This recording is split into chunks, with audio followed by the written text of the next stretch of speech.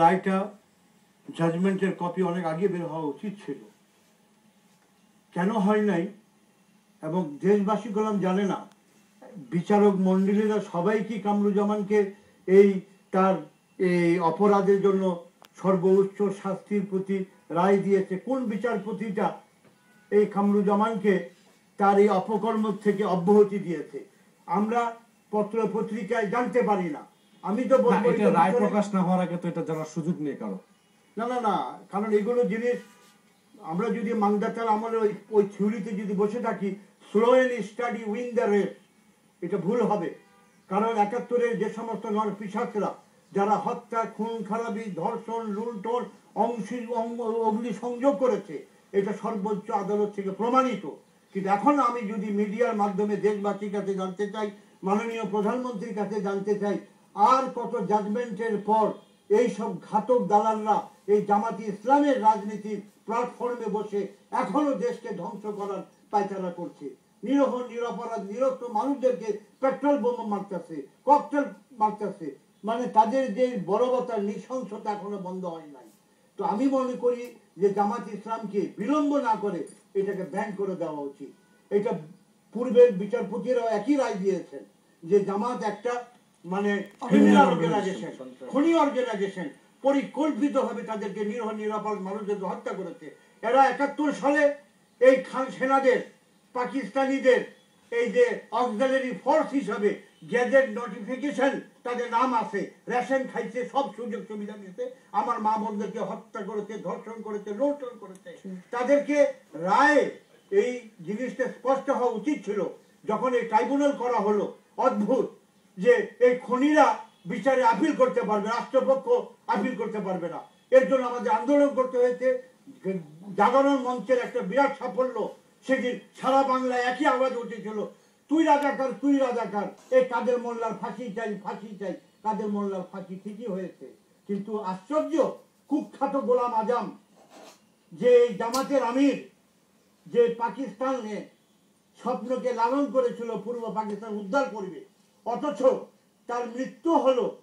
তাকে পরিকল্পিতভাবে ৩ দিন সারা বাংলাদেশ থেকে অর্গানাইজ করে মানুষদেরকে আইনা দেখালো সে জনপ্রিয় নেতা। তার লাশটা পাকিস্তানে পাঠিয়ে দেওয়া উচিত ছিল, তার জানাজা হওয়া দরকার ছিল না। কুখ্যাত মনিব খানের লাশ কবর থেকে আমরা ফেলে দিয়েছিলাম। কিন্তু এই গোলাম আজম রাজধানীর বুকে এই মগবাজারে তার পৈতৃক বাড়িতে তার সমাধি হয়েছে। জানি না আবার আগামীতে তাকে ইসমে আজম মারা যায় কিনা। এজন্য জাতির কাছে আমার আহ্বান, মাননীয় প্রধানমন্ত্রীর কাছে আহ্বান, বিলম্ব হলেও এটা আমাদের নির্বাচন ইশতেহারে ছিল, যদি এরা জয়লাভ করে এদেরকে আইনের কাঠগড়ে দাঁড় করানো হবে। মাননীয় প্রধানমন্ত্রী তার শাসনামে, তার প্রধানমন্ত্রী থাকাকালে এই ট্রাইব্যুনাল শুরু হয়েছে, বিচার হয়েছে, শাস্তি হয়েছে। বিসমিল্লাহ করে কাদের মোল্লার ফাঁসি ঝুলাই দিয়া তাকে মাটিতে পুঁতে দেওয়া হয়েছে।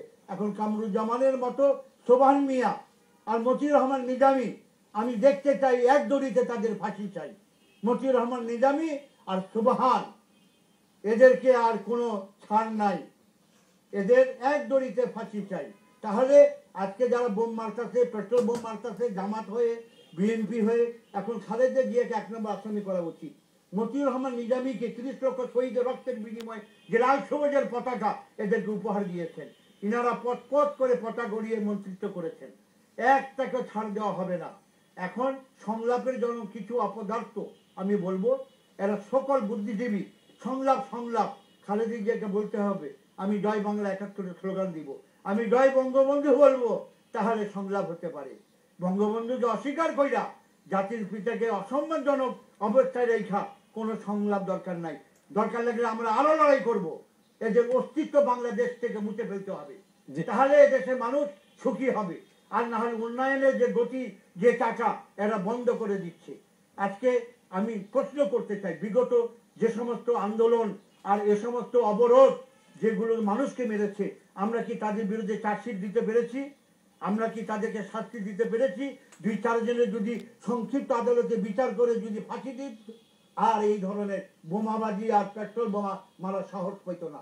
টোকাইকে দিয়ে তারা মারতেছে, টাকা দিলেই টোকাইটা কি বুঝবে?